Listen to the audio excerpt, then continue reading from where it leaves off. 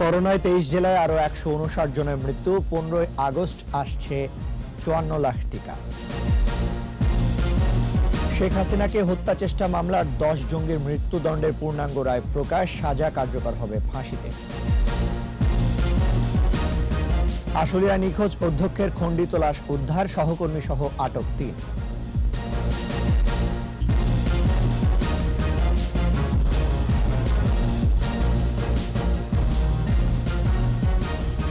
শুনছিলেন for security Islami bank limited সংবাদ শিরোনাম।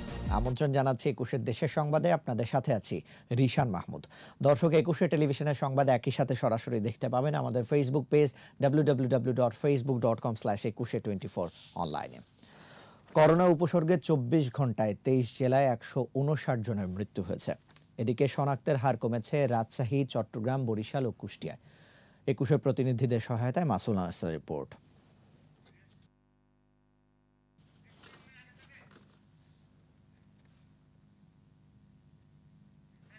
করোনা ইউনিটে 17 জনের মৃত্যু হয়েছে।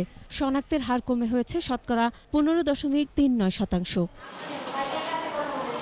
সিলেট বিভাগে করোনায় 17 জনের মৃত্যু হয়েছে। এর মধ্যে সিলেটে 15 জন এবং সুনামগঞ্জ ও মৌলভীবাজার জেলায় 1 জন করে। নতুন শনাক্ত 702। শনাক্তের হার 32.82%। কুষ্টিয়া করোনা ডেডিকেটেড হাসপাতালে চিকিৎসাধীন অবস্থায় আরও 15 জনের মৃত্যু হয়েছে। শনাক্তের হার 27.59%।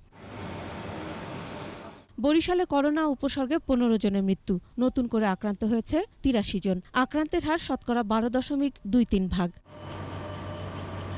ফরিদপুরে করোনা উপসর্গে 14 জনের মৃত্যু হয়েছে। চট্টগ্রামে করোনা আক্রান্ত হয়ে আরও 13 জনের মৃত্যু হয়েছে। নতুন শনাক্ত হয়েছে 507 জন। রাজশাহী মেডিকেল কলেজ হাসপাতালের করোনা ইউনিটে 11 জনের মৃত্যু হয়েছে। আগের দিনের চেয়ে 7.38% কমে শনাক্তের হার 27.25%। করোনা উপসর্গ নিয়ে রংপুর মেডিকেল কলেজ হাসপাতালে 10 জন মারা গেছে। আক্রান্তের হার 28.26%। বগুড়া জেলার বিভিন্ন হাসপাতালে করোনা আক্রান্ত ও উপসর্গে মারা গেছে 10 জন। আক্রান্তের হার 23.64%। ব্রাহ্মণবাড়িয়ায় 6 জনের মৃত্যু, নতুন করে 101 জন আক্রান্ত। গাজীপুরে মারা গেছে 4 জন, নতুন আক্রান্ত 131। সংক্রমণের হার 50.97%। চুয়াডাঙ্গায় করোনা উপসর্গে 4 জনের মৃত্যু। শনাক্তের হার বেড়ে 18.95%। দিনাজপুরে করোনা উপসর্গে 4 জনের মৃত্যু হয়েছে। এছাড়া খুলনায় করোনায় মারা গেছে 3 জন, আক্রান্তের হার 22%। সাতক্ষীরায় করোনা উপসর্গে 3 জন, চাঁদপুরে করোনায় 3 জন, টাঙ্গাইলে করোনা উপসর্গে 3, মেহেরপুরে করোনা উপসর্গে 2 জন, আক্রান্তের হার 18.53%। ঝিনাইদহে 3, আক্রান্তের হার 29.33%। ঠাকুরগাঁয়ে 2 ও নাটোরে 1 জন মারা গেছে। Masuma Lisa, 21 television. 15 আগস্টের মধ্যে দেশে আরো 54 লাখ টিকা আসবে বলে জানিয়েছেন স্বাস্থ্যমন্ত্রী জাহিদ মালেক। সচিবালয়ে সাংবাদিকদের প্রশ্নের জবাবে তিনি বলেন, কোভ্যাক্সের 30 লাখ, চীন থেকে কেনা 10 লাখ এবং উপহার হিসেবে 10 লাখ টিকা আসবে ধাপে ধাপে। এছাড়া চীনের আগের 3 কোটি সহ 6 কোটি টিকা কেনার ব্যাপারে কথা চলছে। বিস্তারিত সাইদুল ইসলামের রিপোর্টে। সচিবালয়ে মন্ত্রিপরিষদ বৈঠক শেষে সাংবাদিকদের সাথে কথা বলেন স্বাস্থ্যমন্ত্রী জাহিদ মালেক। বলেন, দেশে টিকার পর্যাপ্ত মজুদ আছে। গ্রামে খুবই উৎসব মুখর পরিবেশে মানুষে ভ্যাকসিন নিয়েছে। স্বাস্থ্যমন্ত্রী জানান, কয়েকটি সূত্র থেকে 15 আগস্টের মধ্যে আরও 54 লাখ ডোজ টিকা আসবে। এছাড়া চীন থেকে কেনা 50 লাখ ডোজ টিকা এ মাসে পাওয়া যাবে বলেও জানান তিনি। এ মাসের 15 তারিখের মধ্যে আরও 54 লক্ষ ভ্যাকসিন আমরা পেয়ে যাব। এই পাওয়াতে আমাদের অনেক সুবিধা হবে। আমাদের ভ্যাকসিন কার্যক্রম যে বেগে চলছিল সেই বেগটা আমরা বজায় রাখতে পারবো। সিনোফার্মের টিকার ব্যাপারে তিনি বলেন, আগের 3 কোটি ডোজ সহ চীনের সঙ্গে 6 কোটি ডোজ টিকার ব্যাপারে কথা হয়েছে। টিকা কার্যক্রম যে গতিতে চলছে সেটা বজায় রাখা যাবে।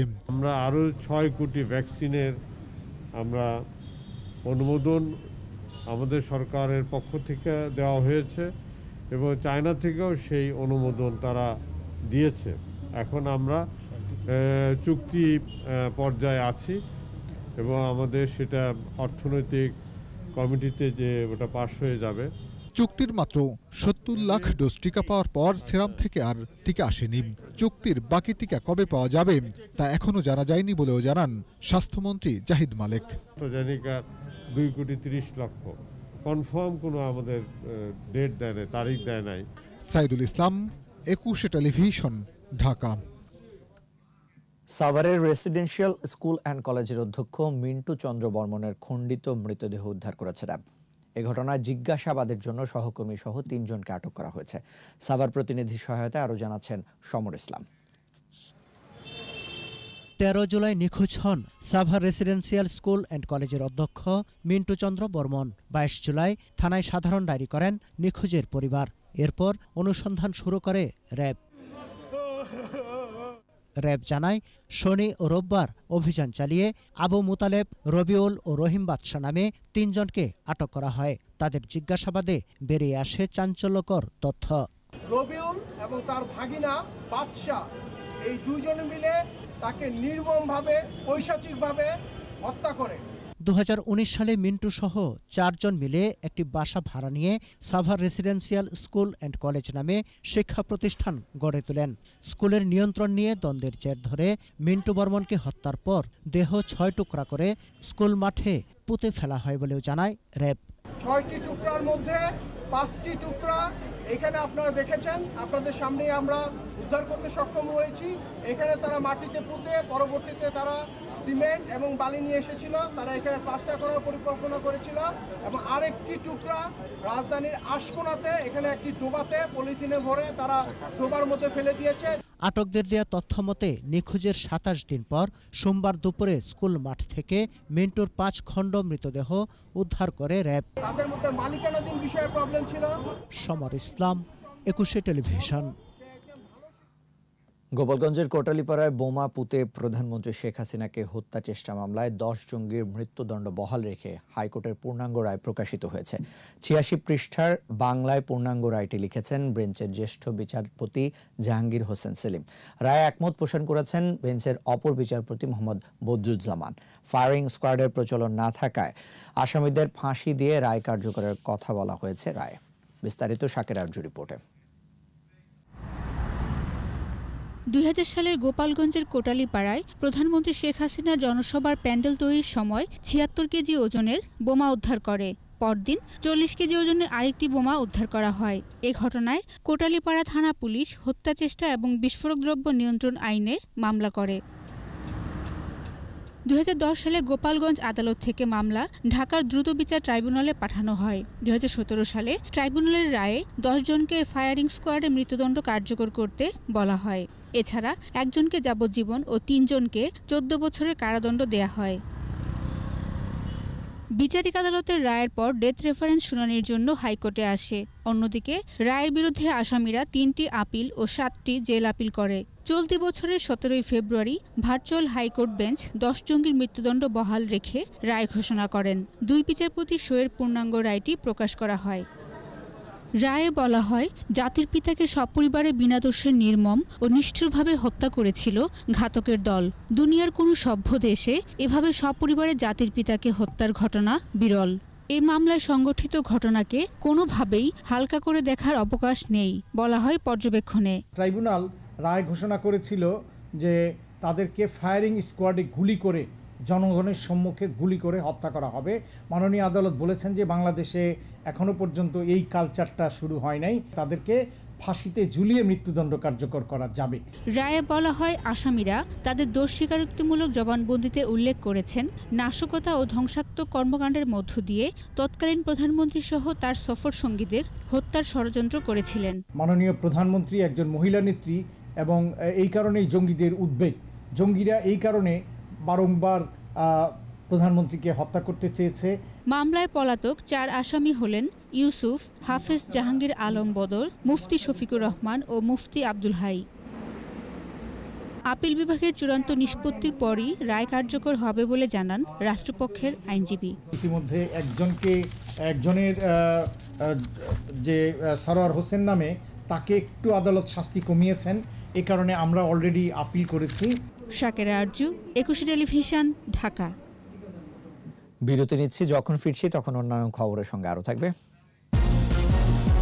কক্সবাজারের উখিয়ায় ৩৩ স্বর্ণের বার সহ এক রোহিঙ্গা আটক।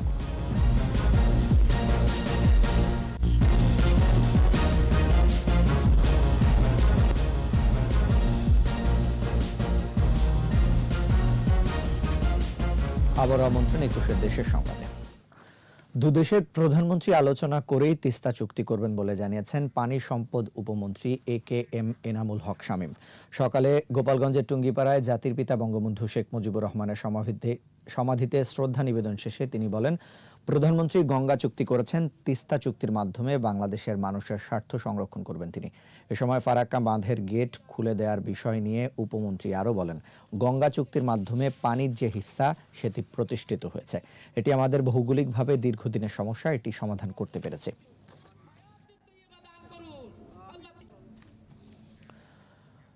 ময়মনসিংহ মহানগরীতে বেড়েছে মশার উপদ্রব। এর মধ্যে ডেঙ্গুতে আক্রান্ত হয়ে হাসপাতালে ভর্তি হয়েছেন বেশ কয়েকজন। মহামারীকালে ডেঙ্গুর প্রাদুর্ভাব বাড়ায় আতঙ্কে নগরবাসী। স্বাস্থ্য বিশেষজ্ঞরা বলছেন, জনসচেতনতা বাড়ানোর মাধ্যমে ডেঙ্গু প্রতিরোধ সম্ভব। ময়মনসিংহ বিভাগীয় প্রতিনিধি আতর রহমান জুয়েলের রিপোর্ট, জানাচ্ছেন মাসুম আলিসা। মহানগরীর যেখানে সেখানে পড়ে আছে আবর্জনা। বাসাবাড়ির আশপাশের পাশাপাশি ড্রেনেও জমে আছে ময়লা। মশার উপদ্রবে অতিষ্ঠ নগরবাসী ডেঙ্গু আক্রান্ত হওয়ার আশঙ্কায় চিন্তিত। দিনে রাত্রে অনেক মশার অত্যাচার, আমরা আতঙ্কের ভিতরে আছি। কোনটা ডেঙ্গু কোনটা ইলিশ মশার মতো বলতে পারি না। ডেঙ্গু মশার মতন আহে, পুরো লাল লাল মশা আহে।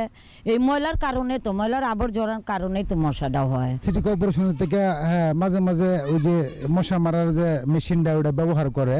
ময়মনসিংহ মেডিকেল কলেজ হাসপাতালে বেশ কয়েকজন ডেঙ্গু রোগী চিকিৎসা নিচ্ছে। সিটি কর্পোরেশন এডিস মশা নিধনে চিরুনি অভিযান শুরু করেছে। পরিচ্ছন্নতা কর্মীরা ফগার মেশিনে মশা নিধনে ওষুধ ছিটাচ্ছে।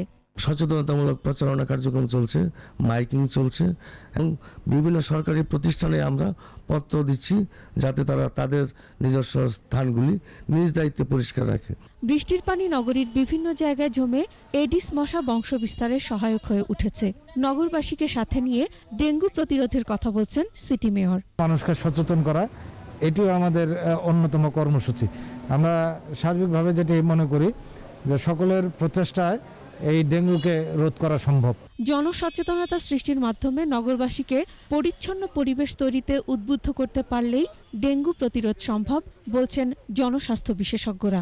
করোনা ভাইরাসের মতো এটা মানুষের স্বাস্থ্য ঝুঁকিতে ফেলে এবং মৃত্যু পর্যন্ত ঘটায়। মশক নিধনে অর্ধ কোটি টাকা বরাদ্দ নিয়ে ময়মনসিংহ সিটি কর্পোরেশন কাজ করে যাচ্ছে। মাসুম আলিসা, ২১ টেলিভিশন। নরসিংদী রায়পুরায় শ্বশুরবাড়ির লোকজনের দেয়া আগুনে দগ্ধ হয়ে চিকিৎসাধীন থাকার একদিন পর পারভিন আক্তার নামে এক গৃহবধূর মৃত্যু হয়েছে। আজ ভোরে শেখ হাসিনা জাতীয় বার্ন ও প্লাস্টিক সার্জারি ইনস্টিটিউটে তার মৃত্যু হয়। শরীরের ৭৫% থেকে ৮০% পোড়া নিয়ে চিকিৎসাধীন ছিলেন তিনি। পুলিশ জানায়, ২ বছর আগে স্বামী জাকির হোসেনের সঙ্গে বিচ্ছেদ হওয়ার পর এক সন্তান নিয়ে বাবার বাড়িতে ছিলেন পারভিন। শনিবার দুপুরে টিকা দেওয়ার কথা বলে তাকে বাড়ি থেকে ডেকে নিয়ে শরীরে পেট্রোল ঢেলে আগুন ধরিয়ে দেয় শ্বশুরবাড়ির লোকজন। পরে স্থানীয় লোকজন তাকে উদ্ধার করে স্বাস্থ্য কমপ্লেক্সে নিয়ে যায়। এ ঘটনায় ৫ জনকে আসামি করে মামলা করা হয়েছে। পুলিশ ৪ জনকে গ্রেফতার করে ১০ দিনের রিমান্ড চেয়েছে।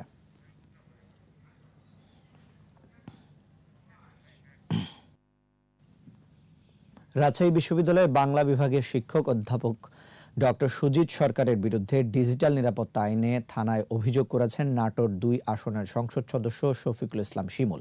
গেল রাতে বোয়ালিয়া মডেল থানায় অভিযোগটি দাখিল করেন তিনি। বোয়ালিয়া থানার ওসি নিবারণ চন্দ্র বর্মন জানান, সংসদ সদস্য থানায় উপস্থিত হয়ে এজাহার জমা দিয়েছেন। ডিজিটাল নিরাপত্তা আইনে এখন অভিযোগটি যাচাই বাছাই করা হবে।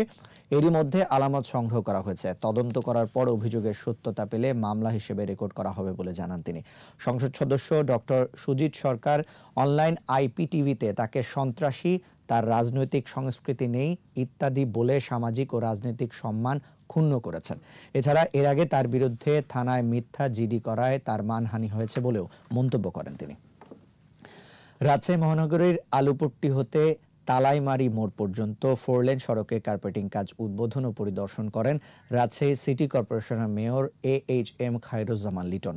দুপুরে কাজের মান ও প্রকল্পের আওতায় সড়ক প্রশস্ত ও উন্নয়ন কাজের অগ্রগতি সহ সার্বিক বিষয়ে খোঁজ খবর নেন সিটি মেয়র। 164 কোটি 19,29,000 টাকা ব্যয়ে আলুপট্টি কল্পনার মোড় থেকে তালাইমারি মোড় পর্যন্ত 2.5 কিলোমিটার সড়কটি প্রশস্ত করে 4 লেনে উন্নত করা হয়। প্রকল্পটির আওতায় ড্রেন ও সড়কের দুই পাশে 2.20 মিটার চওড়া ফুটপাত নির্মাণ করা হয়েছে।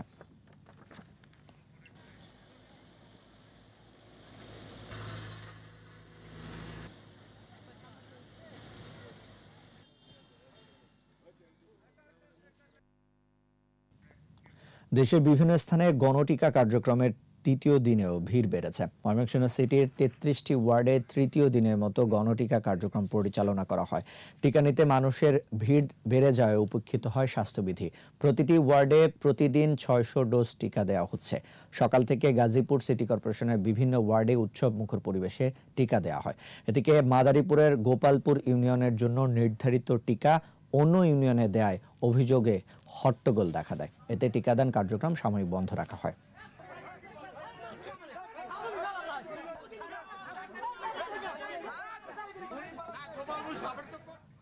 রাঙামাটিতে সেনাবাহিনীর উদ্যোগে কাউখালী উপজেলায় মতবিনিময় সভা অনুষ্ঠিত হয়েছে। ঝালকাঠিতে ত্রাণ বিতরণ করা হয়। কাউখালী রেস্ট হাউসে মতবিনিময় সভায় প্রধান অতিথি ছিলেন রাঙামাটি সদর জোনের নবাগত zone commander lieutenant colonel SM Aminul Islam PSC। সভায় নবাগত জোন কমান্ডার দেশের চলমান করোনা পরিস্থিতিতে করণীয় ও সার্বিক আইন শৃঙ্খলা পরিস্থিতি নিয়ন্ত্রণে সবাইকে ঐক্যবদ্ধভাবে কাজ করার আহ্বান জানান। ঝালকাঠি শহরে ও কাঠালিয়ায় অসহায় নারী পুরুষদের মাঝে বাংলাদেশ সেনাবাহিনীর লেবুখালী সেনানিবাসের সেনা সদস্যরা খাদ্য সামগ্রী বিতরণ করেন। কুয়াকাটা সৈকতে মাত্র একদিনের ব্যবধানে আরও 2 ডলফিনের মৃতদেহ উদ্ধার করা হয়েছে। এর মধ্যে একটি হ্যাম্পব্যাক এবং অন্যটি পয়পস প্রজাতির ডলফিন বলে জানিয়েছে সামুদ্রিক মৎস্য গবেষণা প্রতিষ্ঠান ওয়ার্ল্ড ফিশের সহকারী গবেষক সাগরিকা স্মৃতি। তিনি বলেন, জেলেদের জালে ধরা পড়ে এসব ডলফিন মারা যাচ্ছে। দুপুরে স্থানীয়রা সৈকতের পশ্চিম প্রান্তে মৃত ডলফিন দুটি দেখতে পায়। 60 ফুট দৈর্ঘ্যের ডলফিন দুটির শরীরে ইতিমধ্যে পচন ধরেছে। এদিকে সৈকতের জীববৈচিত্র্য রক্ষায় নিয়োজিত সংগঠন ব্লু গার্ডের সদস্যরা ডলফিনগুলো মাটি চাপা দিয়ে রেখেছে। এর আগে গেল শনিবার শুষ্ক প্রজাতির মতো ডলফিন ভেসে আসে কুয়াকাটা সৈকতে।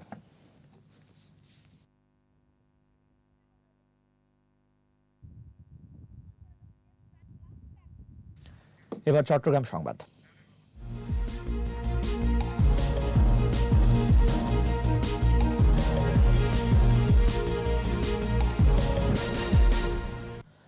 কক্সবাজারের উখিয়ায় 33টি স্বর্ণের বারসহ মোহাম্মদ জয়নুল আবেদিন নামে এক রোহিঙ্গাকে আটক করেছে বিজিবি।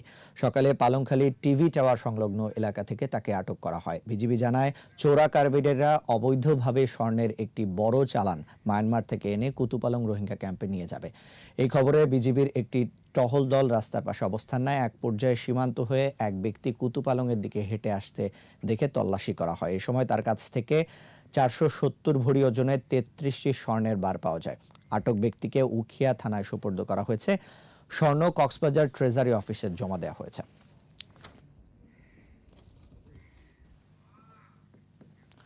চট্টগ্রামের খুলশীতে বাসায় টিকা নেয়ার ছবি ফেসবুকে আপলোড দেওয়ার পর পুলিশ মোহাম্মদ হাসান নামে একজনকে আটক করেছে। গেল রোববার খুলশী থানাধীন জাকির হোসেন রোডের এলাকায় ওই বাসায় অভিযান চালানো হয়। পুলিশ জানায়, হাসান বাসায় বসেই করোনার টিকা নেন। এরপর তা সামাজিক যোগাযোগ মাধ্যমে ছড়িয়ে দেন। বিষয়টি নজরে আসার পর হাসানকে আটক করা হয়। পুরো বিষয়টি তদন্ত করে আইনি ব্যবস্থা নেওয়া হবে বলে জানায় পুলিশ।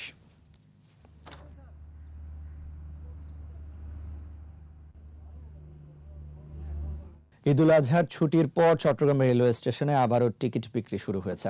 আজ বিক্রি হচ্ছে 11 থেকে 13 আগস্টের টিকিট। আন্তনগর ট্রেনের 50% টিকিট বিক্রি হচ্ছে অনলাইনে এবং বাকি 50% কাউন্টারে। তবে সার্ভার ত্রুটির কারণে আজ চট্টগ্রাম স্টেশনে যাত্রীরা টিকিট পেতে ভোগান্তির শিকার হন। রেলওয়ে কর্তৃপক্ষ জানায়, আগামী বুধবার থেকে 58 জোড়া আন্তনগর এবং কমিউটার ট্রেন চলাচল শুরু করবে। সেদিন থেকে যাত্রীরা ট্রেন ভ্রমণ করতে পারবেন। প্রতিটি যাত্রীবাহী ট্রেনে 100% টিকিট বিক্রি করা হচ্ছে।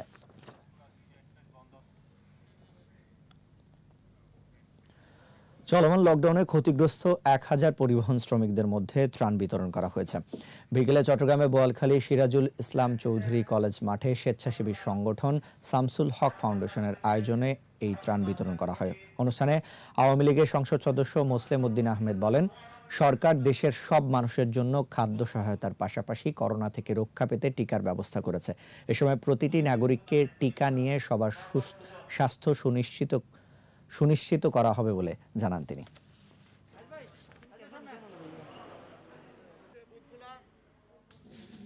এরই সাথে শেষ করছি 21 দেশের সংবাদ। যাবার আগে ফার্স্ট সিকিউরিটি ইসলামী ব্যাংক লিমিটেড সংবাদ শিরোনামগুলো আরো একবার।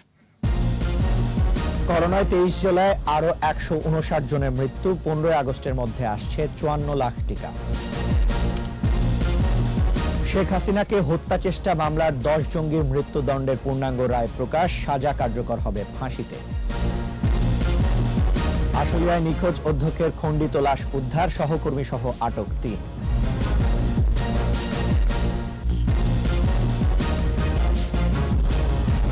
সর্বশেষ খবর জানতে ডায়াল করুন 2021 নম্বরে, ভিজিট করুন 21.tv.com এই ওয়েবসাইটে। এছাড়া ফেসবুকে লগ ইন করতে পারেন facebook.com/2124 অনলাইনে। এতক্ষণ সাথে থাকার জন্য ধন্যবাদ। আমাদের পরবর্তী সংবাদ সন্ধ্যা 7টায় দেখার আমন্ত্রণ রইল। স্বাস্থ্যবিধি মেনে চলুন, সুস্থ থাকুন, 21-এর সাথেই থাকুন।